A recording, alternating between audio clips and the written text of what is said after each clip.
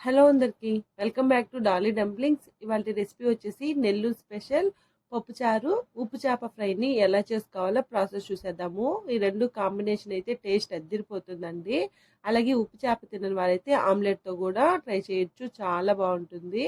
ఇప్పుడు ఈ పప్పుచారు ఉప్పు చేప ఫ్రైని ఎలా చేసుకోవాలో ప్రాసెస్ చూద్దాము. దీనికోసం ముందుగా నేను ఇక్కడ ఒక బౌల్లో ఒక గ్లాసు కందిపప్పుని ఒక 10 నిమిషాల పాటు నానబెట్టుకొని శుభ్రంగా వాష్ చేసుకొని పప్పుని ఉడికించుకోవడం కోసం ఒక కుక్కర్ గిన్నెని తీసుకొని కుక్కర్ గిన్నెలోకి వేసుకోవాలి. అలాగే ఒక గ్లాసు పప్పుకి 2 గ్లాసులు వాటర్ని యాడ్ చేసుకోవాలి. ఇప్పుడు ఇందులో ఒక చిన్న సైజు ఆనియన్ తరుగు, 2 మీడియం సైజు టమోటాలు, అలాగే 5-6 కారం గల ఎండుమిరపకాయలని తుంచి వేసుకోవాలి. ఇందులోనే ఒక 1/2 టేబుల్ స్పూన్ పసుపు వేసుకొని మూత పెట్టుకొని మంటని హై ఫ్లేమ్లో ఉంచి ఒక 5 విజిల్లు వచ్చే వరకు ఉడికించుకోవాలి.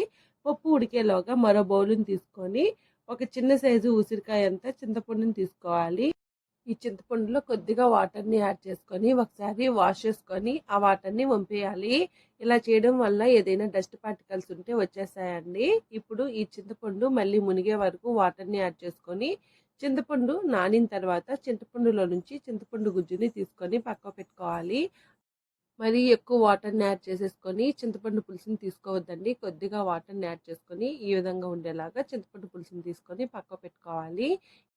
నాకు ఇక్కడ పప్పు అనేది 5 విజిల్కి ఉడికిపోయిందండి. ప్రెషర్ అంతా బయటకు పోయిన తర్వాత మూత తీసి ఇలా పప్పు గుత్తితో ఈ పప్పుని ఎనుపుకోవాలి.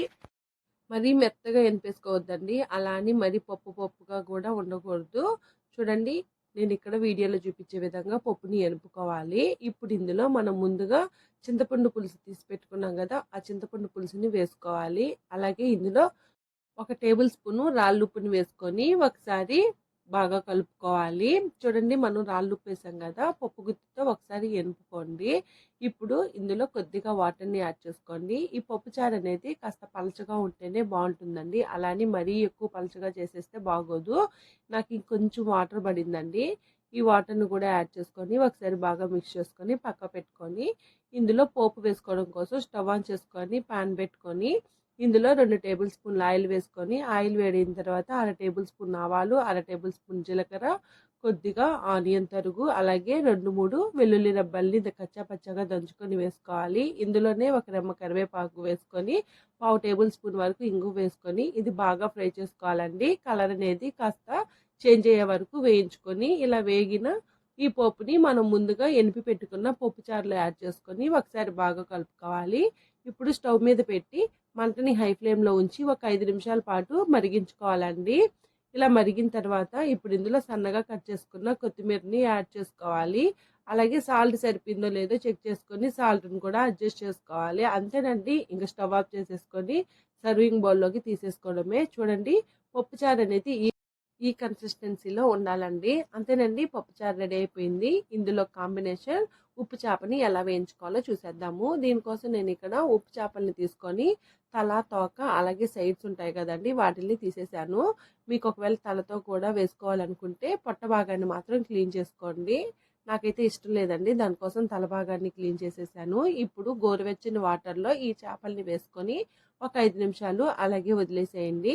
5 నిమిషాల తర్వాత ఈ వాటర్ని వంపేసి మళ్ళీ ఇందులో చల్లని వాటర్ని యాడ్ చేసుకొని నేను ఇక్కడ వీడియో క్లిప్లో చూపించే విధంగా చేత్తో రుద్దారంటేను ఈ చేపల పైన ఉండే పొట్టంతా వచ్చేస్తుందండి. ఇలా మీరు చేత్తో కానీ లేదా రాయి మీద రుద్దినా కానీ పులుసంతా వచ్చేస్తుంది. చూడండి, ఈ విధంగా క్లీన్ చేసుకొని పక్క పెట్టుకోవాలి.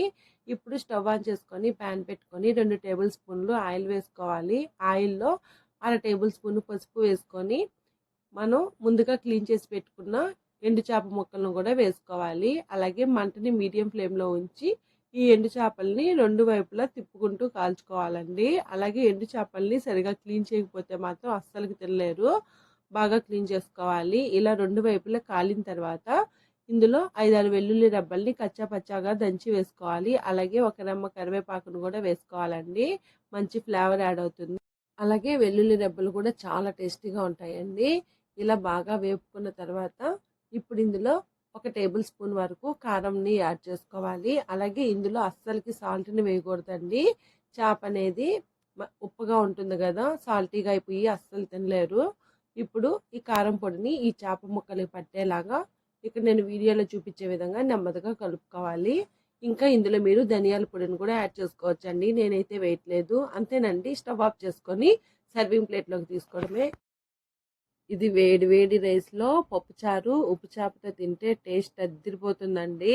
ఒకవేళ మీరు ట్రై చేయకపోతే తప్పకుండా ట్రై చేసేసి మీకు ఈ పప్పుచారు ఉప్పు చేప కాంబినేషన్ నచ్చిందో లేదో కామెంట్ చేసేయండి. అలాగే ఈ రెసిపీని ట్రై చేస్తే మీకు ఎలా కుదిరిందో కూడా కామెంట్ చేసేసి మరిన్ని రెసిపీస్ కోసం మన ఛానల్ని సబ్స్క్రైబ్ చేసుకొని నోటిఫికేషన్ సింబల్ని ఆన్ చేయండి. Thank you for watching.